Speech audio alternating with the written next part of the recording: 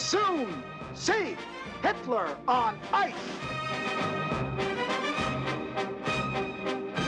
It's a good thing that Jewish people have a sense of humor. You have a choice. You can either laugh about stuff or you can kill yourself. The survivors actually have some of the worst gallows humor ever. And I guess that they're the only ones allowed to do that.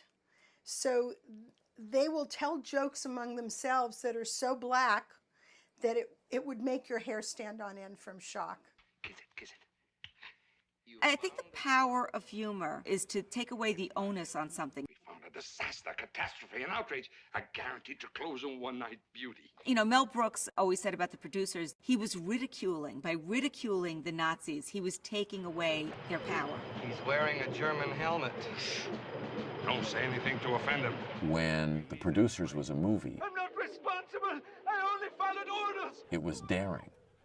And the whole essence of the joke of The Producers was, how could you possibly think that a musical about Hitler was acceptable?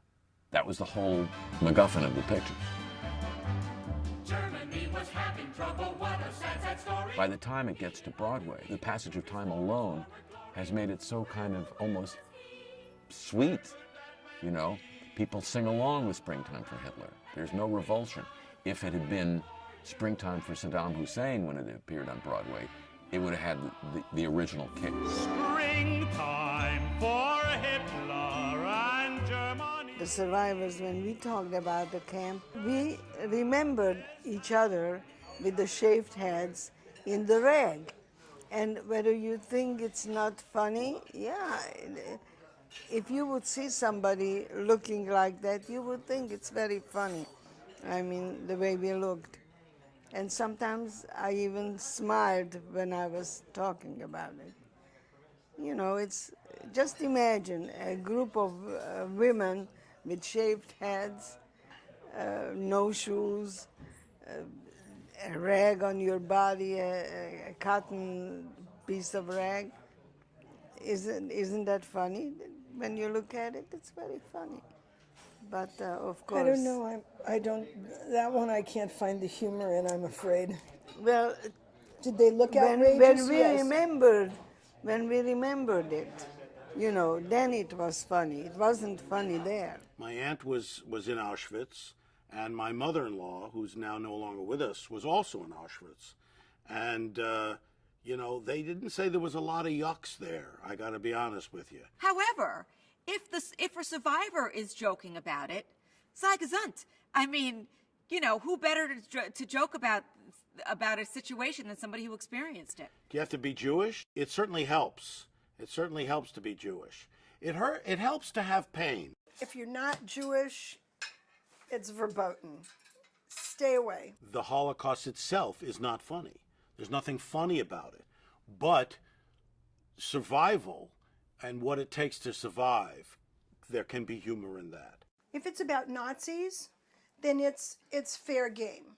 Nazis are fair game at any time. It has to be funny. If you're going to cross the line, you better be funny. Of course it has to be funny. Otherwise, it's not a joke. You can goose step, you can, you know, salute, you can do the mustache, you can do whatever you want. That's pretty much okay. Is the Holocaust funny? No, there's nothing about the Holocaust that is funny. But is there ever anything that we can't laugh about? A great joke really does trump all rules.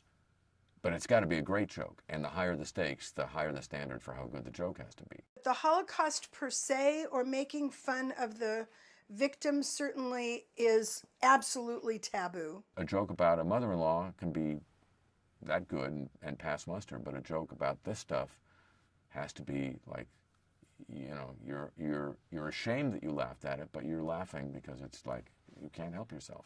One day the doctor arrives, and who is it? It's Dr. Mengele. And we have to get undressed. He's gonna check us. And we were wondering, why are they checking us? What is the doctor checking? I mean, that was itself funny. But I come in front of him, and he puts his hand on my shoulder, and he says to me in German, "Genug Speck noch." There is still enough fat. And then he says to me, if you survive this war, he says, you better have your tonsils removed. You have big tonsils. So, you know, at that time I was thinking, is he insane? I mean, tomorrow I may die. I'm worried about my tonsils. But when I came back, when I survived and came back and I thought about it, what he said, it was funny. Has anybody read that Nazis are going to march in New Jersey, you know? I read this in the newspaper. We should go down there, get some guys together, you know, get some bricks and baseball bats and really explain things to them. There is this devastating satirical piece on that on the op-ed page of the Times. It is devastating. Well, a satirical piece in the Times is one thing, but bricks and baseball bats really gets right to the point. If your name is Hitler, do you stick with that name? Do you stick with it? Or do you say, maybe I'll change? I mean, it's not like a lot of people are walking around with these kinds of mustaches. I mean, that, you know, Hitler basically wiped out an entire, you know, type of facial hair, and he also wiped out the name Adolf. You don't find a lot of, you know, parents, oh, little Adolf, isn't he cute? You don't hear that. This society now has all sorts of lines on the who can say what about whom. My line is really, like, I think, child molestation as a comedian. That's my line. Maybe it's being a parent, whatever it is, there's just nothing about child molestation or rape that I find funny. I just don't find it funny. Somebody can make it funny. Larry seems to be able to make anything funny. Is that you? That's Eddie Silverman. He's my brother-in-law.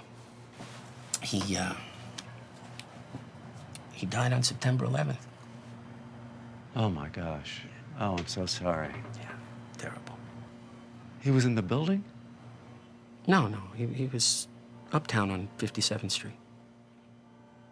He got hit by a bike messenger. Well, when I first saw the outline for the Survivor episode, I kind of, you know, there's a gut reaction that I have to certain things. The Holocaust is one of them. There's a sensitivity.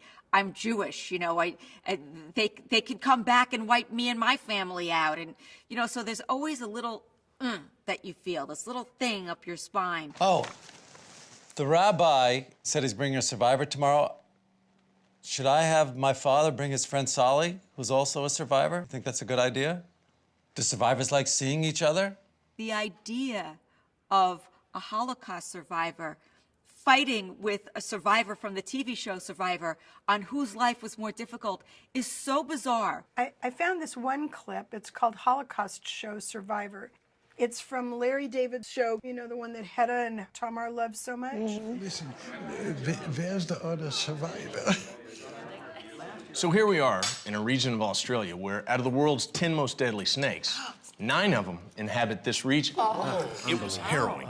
That's a very interesting story. I was in a concentration camp. You never even suffered 1 minute in your life compared to what I went through. All survivors talk like that?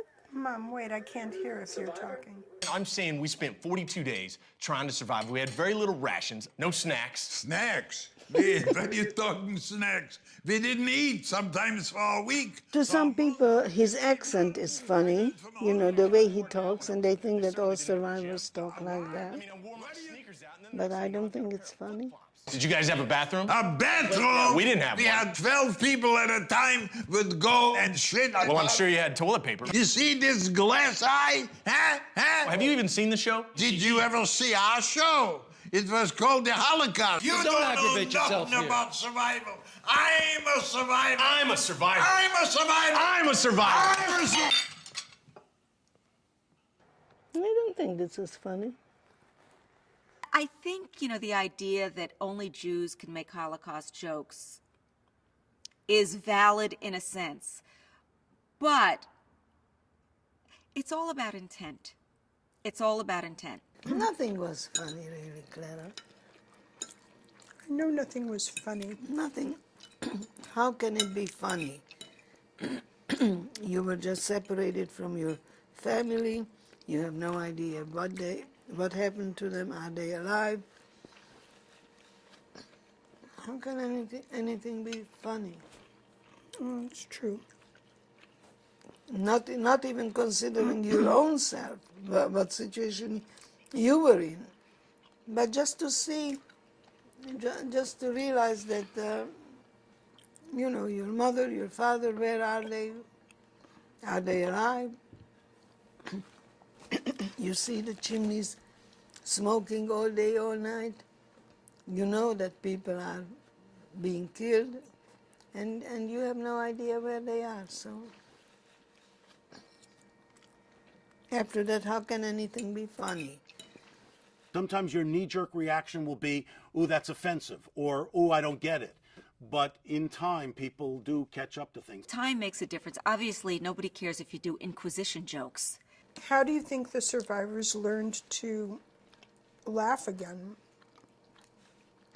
and feel, you know, have humor and feel that things are funny again? Well, I can tell you that it took a long time before survivors were laughing.